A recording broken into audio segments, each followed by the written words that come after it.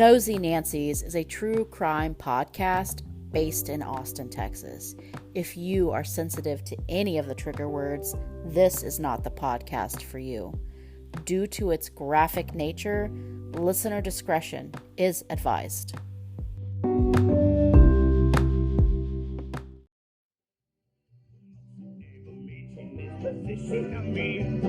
Somewhere between the sandy and again. Well, I was just pretending that it's all just a dream. A little condescending to believe in it. I'm getting the notion that I'm going all in. Hey, all you nosies, I'm Aliqua. And I'm Jasmine, and welcome to Nosy Nancy's Season 2, Episode 8.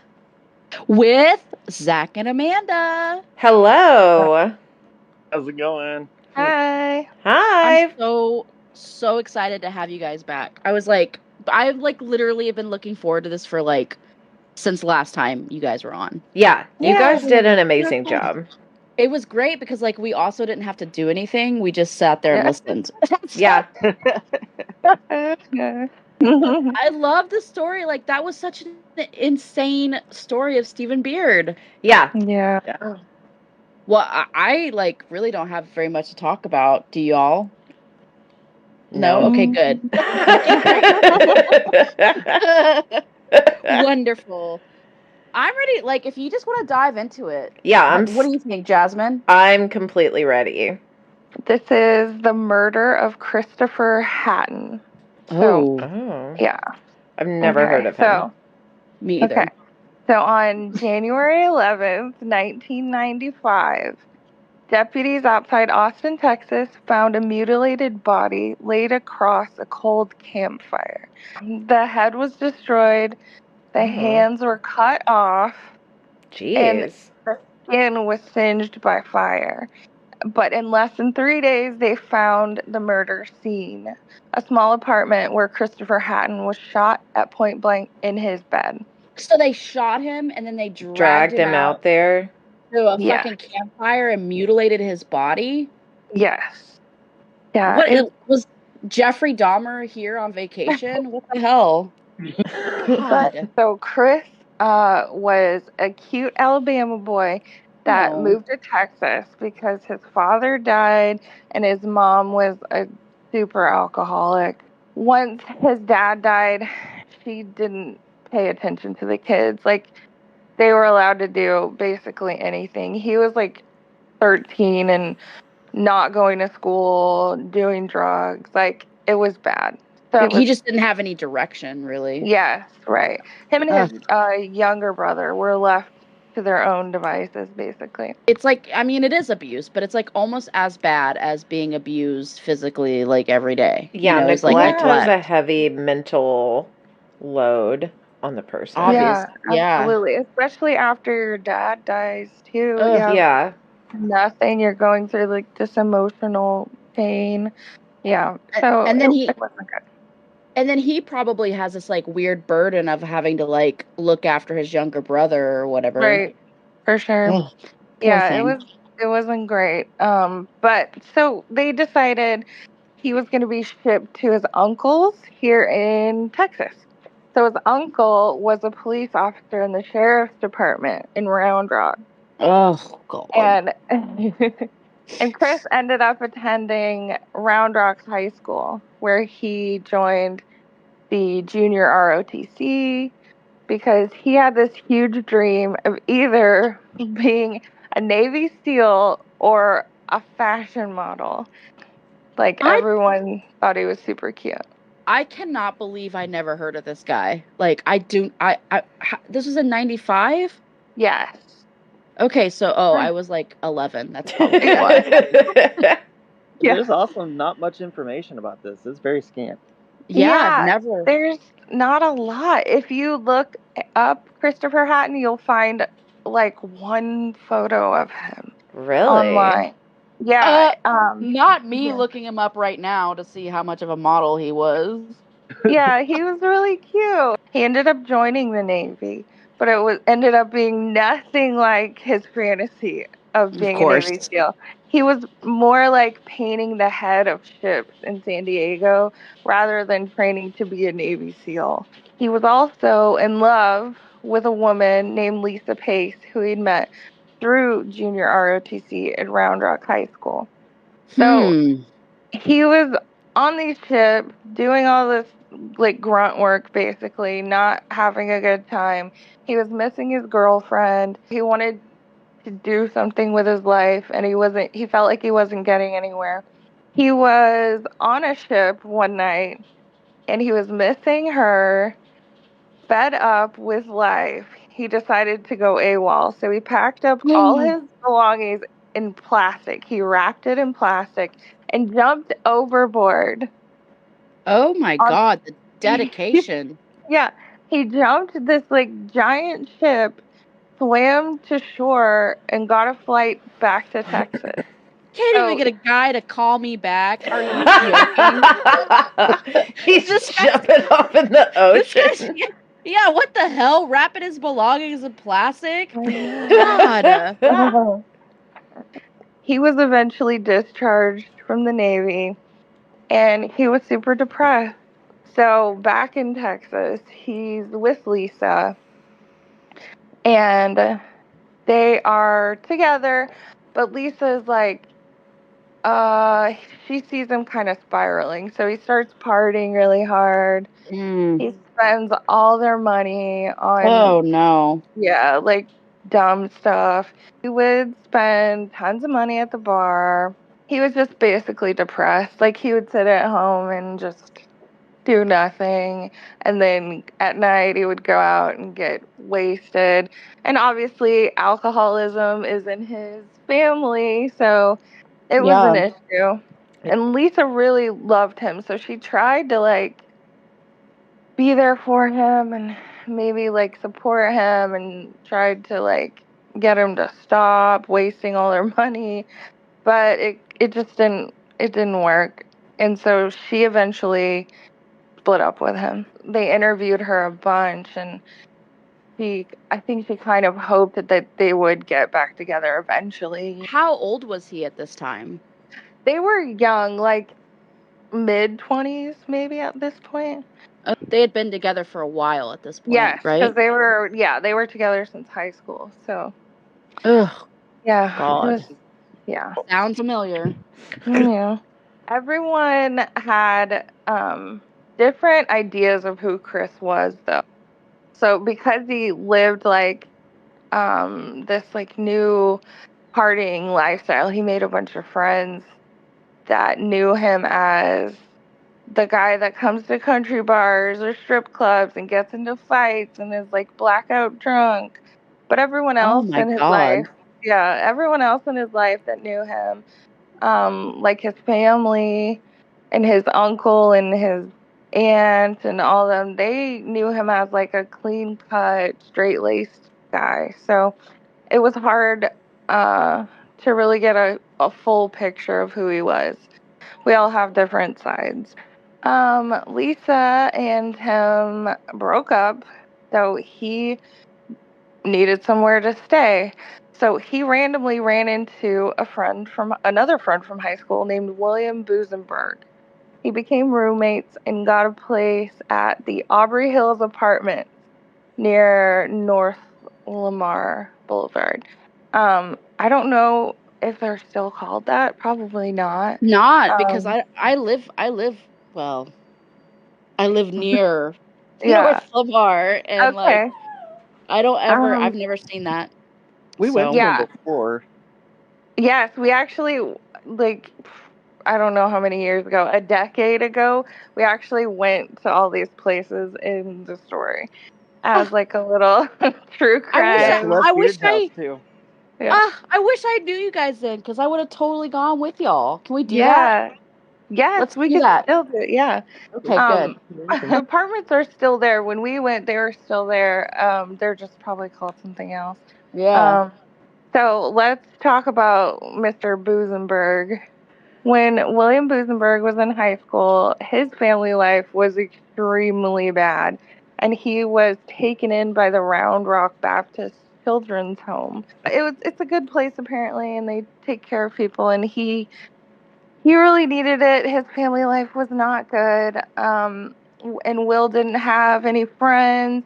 He had a temper. He burned every bridge he ever had, basically. So meeting up with Chris was a good opportunity for him to, make a new friend, have someone to live with. Right. And so Will With often similar backgrounds, yeah, similar right, backgrounds. exactly. Yeah, and they knew each other from high school, and he hadn't burned that bridge yet, so that was good. But Will often frequented the Yellow Rose, which is a higher end strip club on North Lamar. Is Here it in Austin. higher end?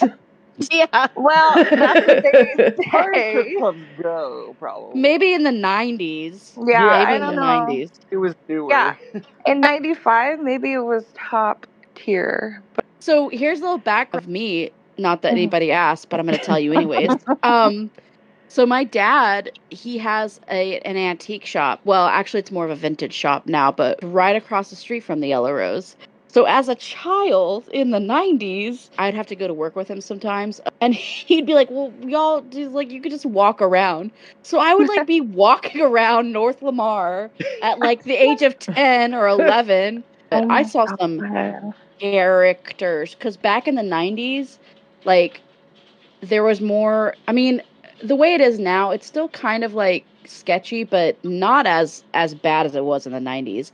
The 90s, like North Lamar was sketch-asaurus. Yeah. There was this guy with schizophrenia. His name was Alan. And this was around the same time, like 95, 96. I was 11, 12. I think actually, no, I think That's I around was the time like, of this murder. yeah. Well, maybe it was Alan, because here's the deal. I grew up in Wimberley, and we had 4 acres. There was this like broke down van that we had on our property. And my dad was like, he told Alan, he was like, why don't you come and live in the van on our property? Yeah. So my dad brings this schizophrenic guy, nice guy, okay, as far as I knew, but I was 10, like everybody was nice, right? So he lives in this van. I'm out there, during the summer, like catching frogs with him. He's like cooking beans on a Foreman grill, but it wasn't that back then. I don't think they even had Foreman grills, but you know what I mean? It's like a little camper stove.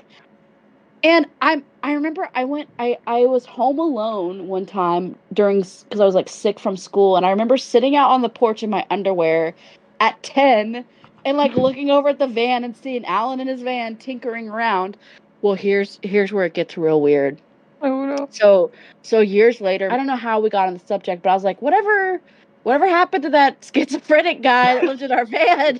I don't mean to laugh. It's like not funny because like mental illness is real. Yeah. But she's like, oh well, he came up to your dad one day when you were a kid and was like, hey Charlie, the voices in my head are telling me to kill your whole family. I almost was on this podcast, but for a different reason, you guys. So my dad was like, oh, okay, well, you gotta go. Yeah. Alan, you gotta Don't stay on. here, Like, please. You can't live here. Get out of our van. Yeah. So, yeah, that's the story of North Lamar and a schizophrenic guy named Alan. At least he had, like, the know-all to, like, come to my father and was like, hey,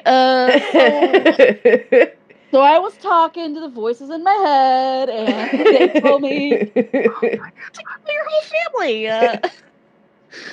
Yeah. Wow. I feel like North Lamar has seen some shit. Yeah. Oh, Yeah. that's just one of them. That's just one of the schizophrenic guys my dad knew. North Lamar. Anyways. Okay. So the Yellow Rose, the fine establishment, Will went there a lot. And so he and Chris decided to go one night, and they decided before they were going to leave that they were going to have some fun and basically tell everyone that they met that night that they lived crazy lives. Like, they were super rich, they were millionaires, and they had different jobs than they really did. And they're, they told them all this fake stuff. They thought it would be fun. And they told the strippers that too. And Will met a stripper named Stephanie Martin. And yeah, she was one of the top girls at the time. And Will tells her that he has a top secret job and he couldn't tell her any more than that. Oh, Yeah. classic. The Yeah. old What a top classic secret fucking- job. Yeah. Yeah. Yep. If they're He- part of the FBI, CIA, Yes. fucking MIB, they're fucking lying. Yeah. That's all I gotta say. But she Mhm. loved it. She was totally intrigued. She absolutely believed him. So she was down for it. So he asked her on a date, and she actually said yes. And their first date was at Magnolia Cafe on South Congress, which is an iconic restaurant here. And I thought, made a note of this because I thought it was really funny. But there's the book that I read about this, which is the main source for info about this case, basically. Right. It's called Wages of Sin by Susie Spencer. It's from the year 2000. And it describes Magnolia Cafe as a popular rustic restaurant that serves health food nuts, junk food junkies, hippies, yuppies, gays, and straights at every hour of the night, which I just thought was the most hilarious description for Good Mags. sentence. It's so funny to me because Mags was always one of my favorite places. Yeah. Always. Yeah. Have you Often. gone recently? No, Like it. we haven't. It's good. I know. It I is. agree. It is. It's not So bad stuff, but it bad. just doesn't taste as good. It's not as good as I remember. Maybe I was just always drunk, but So sad. It's definitely like basically what the quote said. It serves everybody. You can find anybody Mhm. there. Yeah. yeah, it's true. Yeah. But on their date, Will decides to tell Stephanie that his top secret job is in the CIA as an assassin. And yeah. And that he killed his Green Beret father at age 9 because he was abusing him. Yeah. Oh my god. He even told her that he was training Chris, his roommate, to join the French assassins. And that. Yeah, emphasis on French, Yeah. right? Like, So weird. It was like, to me, I would hear this stuff and I'd be like, shut up, like, stop lying. But she just believed it. Ew. did you guys see that that Netflix documentary about the bad surgeon? Yes. Oh my god. And he was like, "Oh, I'm a CIA agent. I work for the CIA. I work for." It's like every time. Oh man. I know. Honestly. So he kept regaling her with all these stories of his paid hits that he did on all these people and these like officials in different countries. And he told her about a story about spending like 3 days in a tree because he was in the jungle and people were following her. Like crazy stuff. She loved it. She loved every second of it. She ate it up. She thought it was so cool. Stephanie Martin was raised as a devout Southern Baptist, and her parents were wealthy, and she was just this charming, personable, outgoing girl who loved to dance. She took dance lessons all her life, and she was a competitive dancer. But she had this wild side. Like everyone loved her and she was sweet, but there was also she would get in trouble all the time. As a kid, she got in trouble with drugs. She did all this, but she was still like her parents like, "Oh, she's perfect," but she really wasn't. Just a bad combination with all these together. Yeah. All these people together. Just bad. This is not a good group. No. Not a good group. So Stephanie is a dancer, so she decides, hey, why don't I become a stripper? So she gets a job at the Yellow Rose, and she's like really good at it. She's really successful. She's like the number one girl in 95. She is on the cover of their calendar, their 1995 calendar. She was probably on billboards. Who knows, Aliqua? You probably could have ran into her. I know. Because- I saw her as a child at my Yeah. dad's shop. Yeah. Probably. She probably knew my dad. I'm not going to lie. She probably knew him. She was really popular. So, but she would also like tell people all the time about wanting to commit crimes and wanting to hurt people and maybe and wanting to know what it was like to kill someone. So yeah, there were multiple people that came out after this and said that she talked about this stuff all the time. So meeting some guy who says he has all this experience killing people and like this is his life. That was like foreplay. Yeah, it was very exciting for her. So she was super into it. She kept on dating Will, and she would ask all the time what it was like to kill someone, and she would get him to describe it to her. And they continued to date, and they fell in love like hard.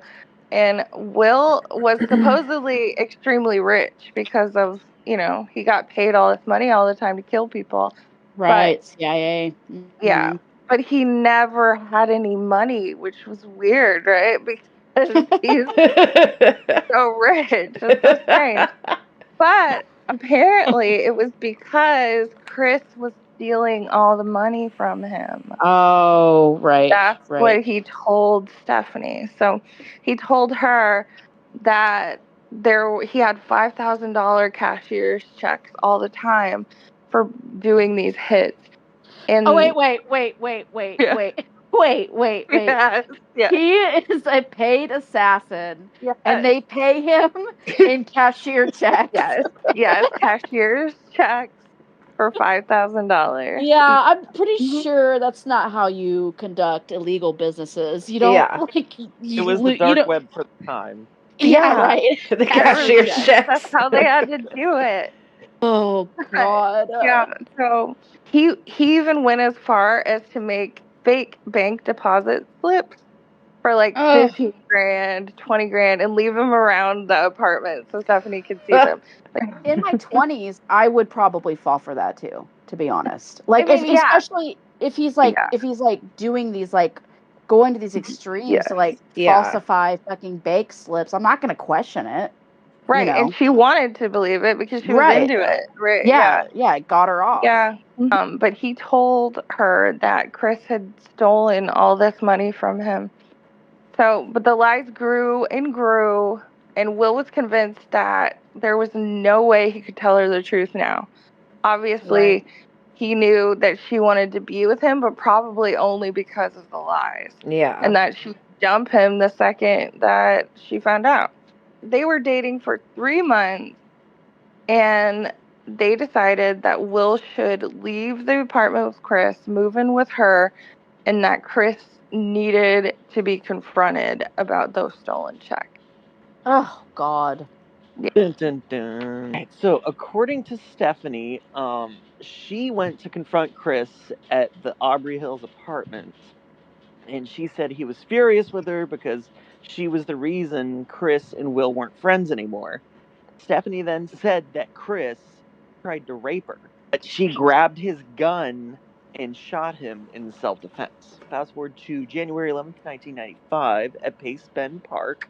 Body was found in a fire pit with no hands. The neck was almost completely missing, just the neck. Yeah. What? They cut out his neck. Really? I mean, no, I understood it. I just don't understand it. I know. Like, I'm I got more descriptive here too. A portion of the throat kept the skull attached to the thorax. Oh. So, what the neck was gone, but the throat piece was still attaching the skull to the rest of the body, So they took the time to carve him up. See, that's not you don't do that if you're about what they did, and they think torture might have been involved at some point.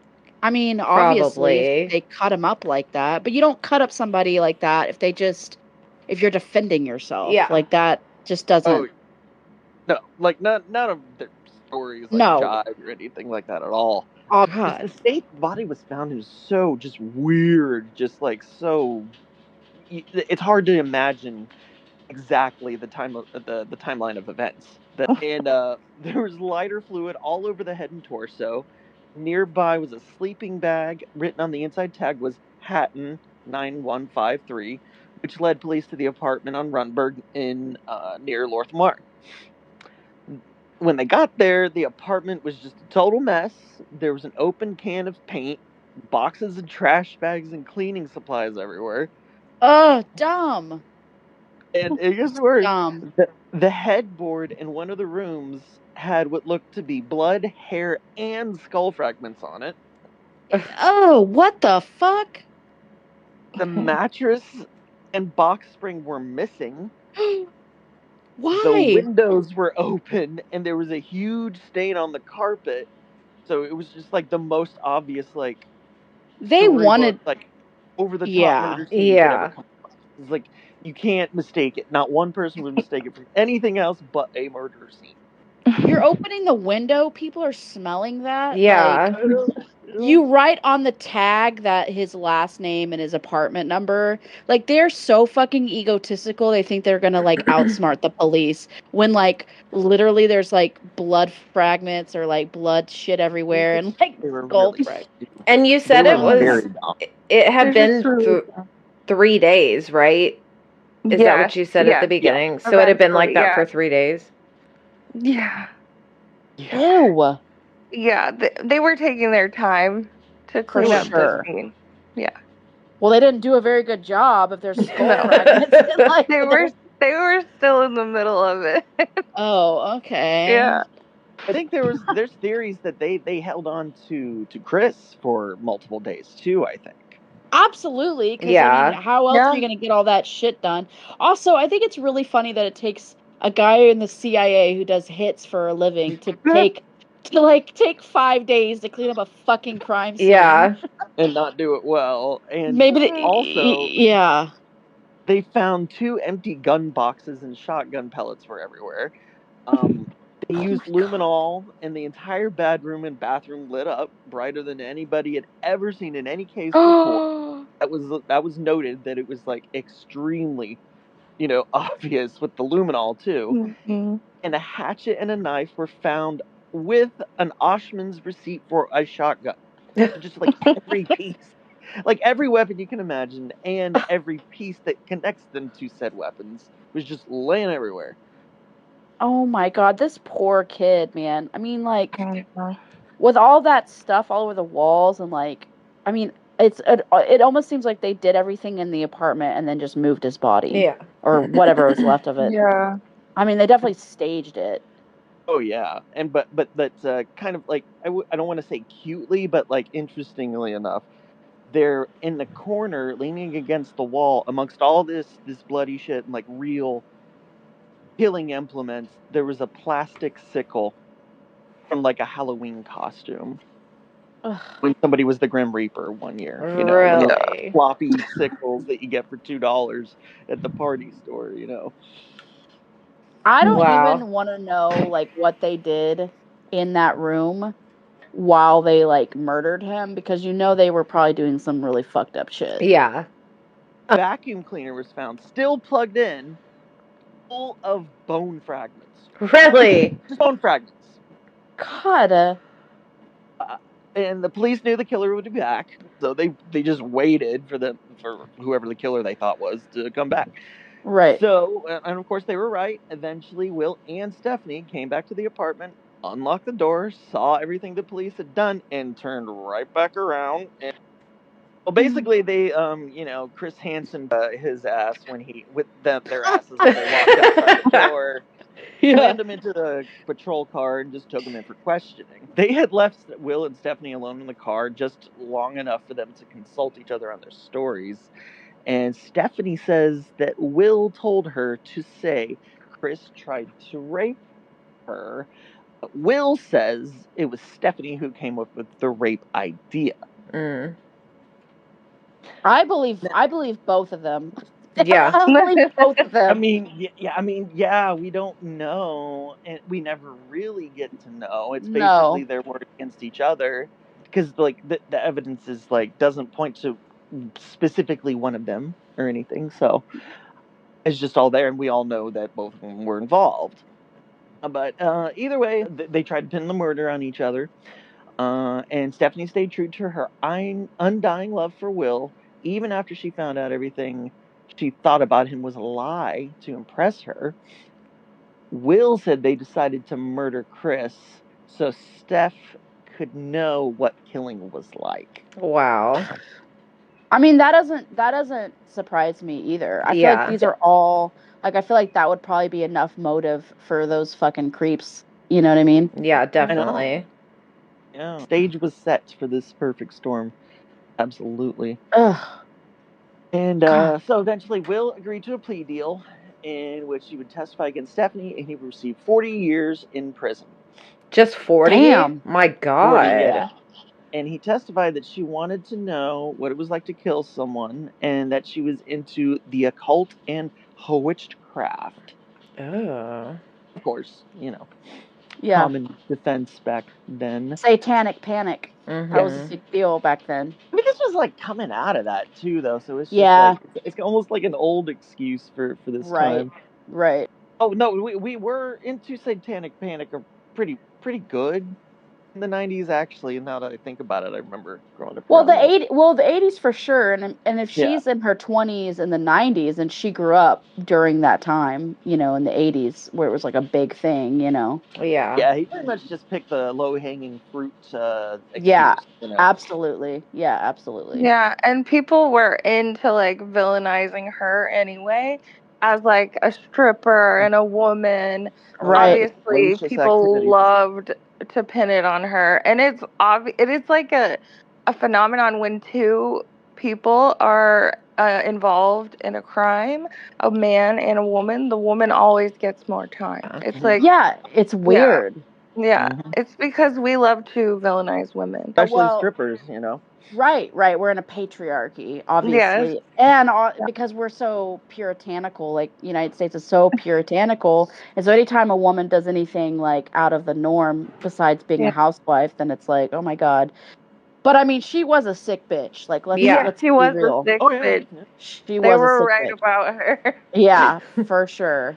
I'm gonna villainize her. That's fucked up. Yeah. You know? I mean, she came from like rich parents and everything. She had a skewed view on what the world is really like. At the very beginning, when they were like, oh, his hands were missing and parts of his body was, I automatically thought like an occult thing because they always do weird shit, right? They do like weird sacrificial things.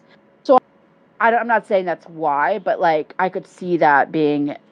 I'm not saying that it's real, but to her it's like real. Oh, yeah. You know what I mean? I feel like they didn't know what to do, so they tried different things and then it didn't work. So they tried something else and they're like, it didn't work. You know?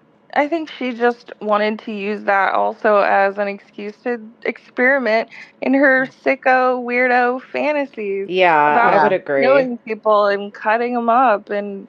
Oh, absolutely. Yeah. Yeah. The configuration of like where they found the body, like where they found, went the hands felt like under the body or something. Yes. Yeah. They were placed weirdly, you know, almost like, I don't want to say like a serial killer art piece type thing, but it was strange. You don't find bodies. Yeah. But you know, like they do know that there is a certain type of, I don't want to say it's like a disorder or a sexuality, but like with Jeffrey Dahmer, he had this, I forget what it's called, but he had Is it just this like OCD, maybe? No, it's an arousal. It's an arousal for blood. Yeah, for blood or whatever. And like he would like they explain it, he would like get like sexually turned on by like the inside of a fish, like the fish guts and like so she might have had that same kind of like weird. Yeah, I don't even want to call it a kink because that's like this is beyond a fucking kink. Beyond a kink. Yeah, because it was like pretty clear that it wasn't just trying to get rid of a body. No, you know, right. There's something They else. said she said at one point, she admitted to cutting off his hands, by the way. But Yeah. she said it was to get rid of his fingerprints. But explain, you just left the hands, you put the hands under the body, so you didn't like take the hands away from the body to like make so you couldn't identify the body, and like they left his teeth in the skull, like dental records. The body was barely burned. Yeah. No, Well, that was torture. They tortured, or they did something Yeah. with his body afterwards, and it was probably sexually. I think it was sexually motivated. Yeah. I mean, Yeah. especially if she's like, I mean, why would she have such a weird fascination for that? You know what I mean? Mhm. I don't know. Gross. He testified that she shot him, and then they moved his body to the bathtub and tried to drain his blood. Kind of like you were saying about Jeffrey Dahmer, you know? Yeah. It's weird that they would even try. Like, why drain the blood? I don't. Yeah, and that's something they admitted to. That's not something Yeah. that evidence pointed to. They said this. Like, why would they lie about that? This is what we learned about doing the guys last season about when people die. If they're draining his blood, that means his heart's still pumping because the blood is still going. So that means he was still alive. If he's spilling that much blood. Yeah. When you hunt a deer, you have to turn the deer upside down in order to get the blood out because Gravity. it's right. It's not pumping. The heart's not pumping anymore. But if they throw him in the bathtub and he's bleeding out, he's still alive because his heart's pumping. So these motherfuckers, they torture. I mean, I don't. Hopefully, I'd like to think that he was already dead when they cut up his body. But like, if they threw him in the bathtub, like he was probably still alive. Right. An FBI profiler came out with a report after this, like 2 years later, and he believes that they definitely tortured him for at least a couple days. He believes that. So there's definitely a lot of ideas about them. Right, because why would he only be partially burned? Yeah. You know what I mean? You only partially burn somebody if you're torturing them, like they did in the very beginning with Patrick McNeil. Yeah. Because with the drownings, like they found his body and he was partially burned, but like that's torture. They're torturing him. Yeah. Yeah. And then they wrapped him up in I don't know what they wrapped him up in, but I just imagine a tarp. It was a tarp that she bought and left the receipt for in the apartment, by the way. Just so dumb. What? That's what, they're either really fucking dumb or they really want to know what prison is like. Yeah. I don't know. Right? Yeah. She's into new experiences, maybe. Yeah, maybe she just. I mean, you could just steal something. I don't know. You don't have to kill somebody, but no. I think it's more of like along the lines of just being so egotistical and narcissistic that you think you're gonna get away with it. Yeah, and get both away of them with it. You know. Yeah, exactly. And she probably thought that he was like a CIA agent, knew how to take care of all this fucking shit. Yeah. Yes, absolutely. She asked him multiple times, like, don't you have friends that could come and help? Couldn't you pay somebody to do this for us? Oh God. They threw him in the truck and drove out to Pace Bend Park, which we went to the site, by the way. Yes. What the spot where the campfire was. Wow. Yeah. It's eerie. It's weird to know. There's people camping around it and out on the water there. And scary. Yeah. There's a lot of people around, you know. Yeah, they don't know. Nobody. I didn't know. Mm-hmm. Yeah, I had no idea. After they dumped the body in the pit, she is the one who cut off his hands with a hacksaw. They assumed the fire would just consume the body quickly, they said, but it didn't work that way. And they left the park, and a man and his son found the partially burned remains the next day. Yeah, because you're at a fucking park where people go. Yeah. Well, public they place. Thought the fire would just take care of it, I guess. But they came back to the apartment to clean after that, and they trapped a layer. They painted over the blood. Okay, so they just trapped a layer of blood in between the layers of paint, assuming that the luminol would not come through that, you know. But it actually caused it to react even more They just didn't know because they're not professional murderers, obviously. They took the next day off, and then they got arrested after that. And I find it hilarious that they took a day off. Yeah. they're like, We'll "I'm come calling back." in." Yeah. I'm tired. It's bizarre that they just assumed that the fight, like, I would have been, not that I would ever kill anybody. Okay. Of Dramatic pause. But like, if I did, I would make sure that, like, the fire did what it was supposed to do, if that's really what they did. No, they just left. No, that's I why. feel like that kind of lends itself to them being narcissists too, because they're Yes. just so confident, ridiculously, to a point of fantasy. You know. Yeah, they're just delusional. Mm-hmm. Fucking delusional. So Stephanie and her lawyers decided it was too risky to go to trial even, so she pled guilty, and she got 50 years. And she's at the hobby unit outside of Waco. And she be hoeing crops now. All those Working dance the land. lessons. Yeah, they really paid off. That's fucked up. They both should just have gotten life. Yeah. Split it right down the middle. Kate, that's how our justice system is. It's like, if you rat out, deals. Mm-hmm. Yeah, it's like, I think it's because like there was no definite like what happened. You know, like torture would have brought more, but they didn't really prove torture, or I don't know. It's just the plea deals to get it done quickly. I think was what they were interested in. Yeah, that's what it always is. prosecuted. They want it to be over with, and they just are like, okay, fine. They're like, if you make it easy for us, we'll give you less time. Yeah. No, and they did. Like, they literally had all the evidence in that one little room. It was like, you want skull fragments? Here, it's in the vacuum cleaner. Yeah. You want blood on the wall? It's all there. Like, what the fuck? But I mean, at least 40 to 50 years. I mean, I don't know. And they probably, I mean, by the time she gets out, like, how old will she be? You know, I mean, she's been in there. Like, 60, she still has 70s. Yeah, she still has 20 years left, I think. I still feel like that's not enough. I think they both should have gotten life. Yeah, definitely. The same with the Raul Meza Jr.'s case. It's like if you're not gonna fucking put this motherfucker to death, why do we have the fucking death penalty at all?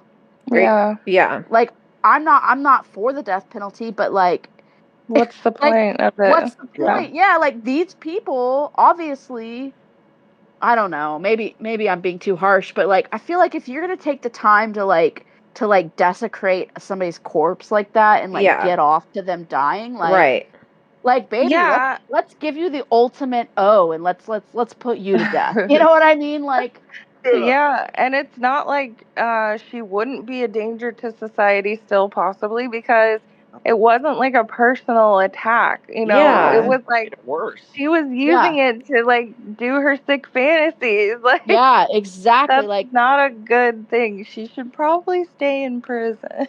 If she has that disorder that I think she does, or I don't even know if it's a disorder, I don't even know what it is, but if she has that doesn't go the fuck away. You still have it.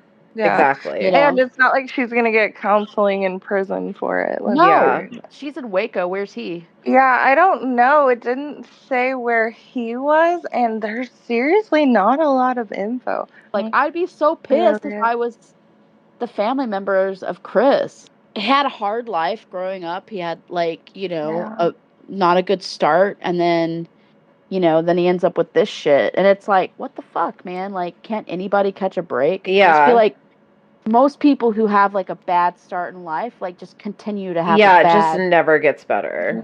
Never gets better. And it's like, why are we not helping people like that in our society?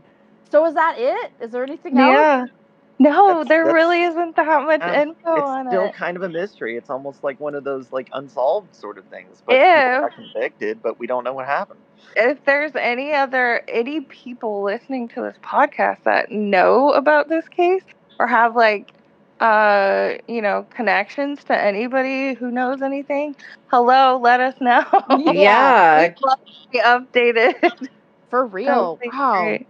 Give us a so there's people out there that know stuff, you know. And it really, honestly, like, in the grand scheme of things, it really wasn't that long ago. And I'm surprised. No. If this would have happened in the age of technology, like after the 2000s, I think that it would have been blown the fuck up. If it happened now, we'd have body cam footage of them being arrested. Man, that is a crazy fucking story. Yeah, that's insane.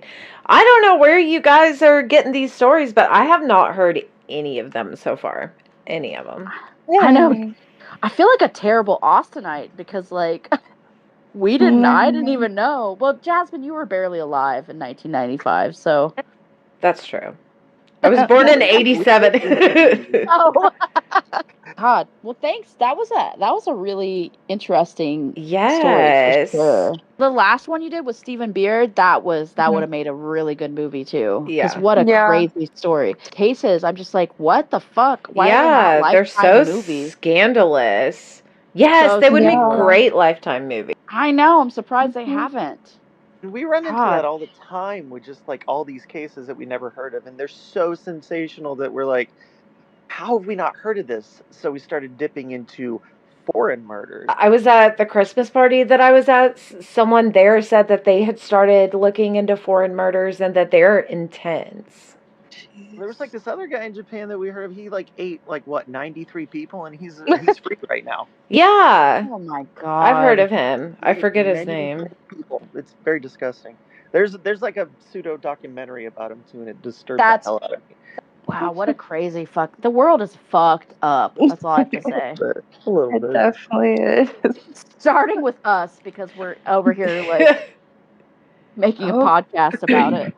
Everybody has their hobbies. I don't want to hear it. Well, thanks guys for coming out. Yeah, thank you so much. I really appreciate it. Yeah, You're welcome. I'm so glad that we decided to do this, and I'm so glad that you guys are good at it. Yeah. I'd be down to dip into the international murders at some point for sure. Oh yeah, definitely. Fun. Not now, but like maybe like in a couple seasons or something. Yeah. Be like a specific segment that we go into foreign murders now. Yeah, that'd be cool. So I'm gonna go ahead and do the missing person. There's 2 this week because they're both teenagers. They're both like these are both dire cases. But the first one is Jocelyn Diaz Salgado. She was last seen December 23rd. She was taken by a white SUV from Mountaintop Drive in Dale, Texas, which is like right outside of Austin. It's not far. Any information can help them. So if you have any information, you can call 512-709-5214. And there is a reward for her. She's Hispanic. This is also another Hispanic girl. She's 13 years old.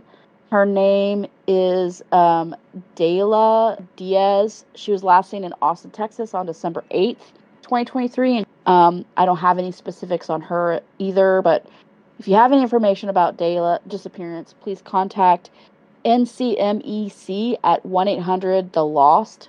That's 1-800-843-5678, or the Austin Police Department at 1-512-974-2000. And I will put them both up on our group. Thank you. Yep, I think that's it for us. Sounds good. Thank you guys again for coming on. I know. You're welcome. Good start to the day.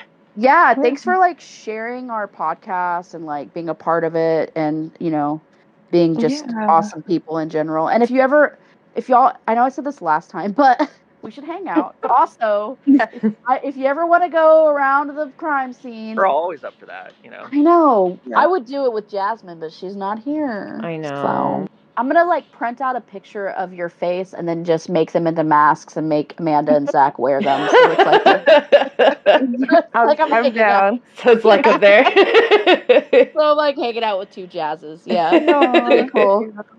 If you guys get really big, we can all charter a bus and offer a tour of all the Austin places. My God. Like open it up for tours or something.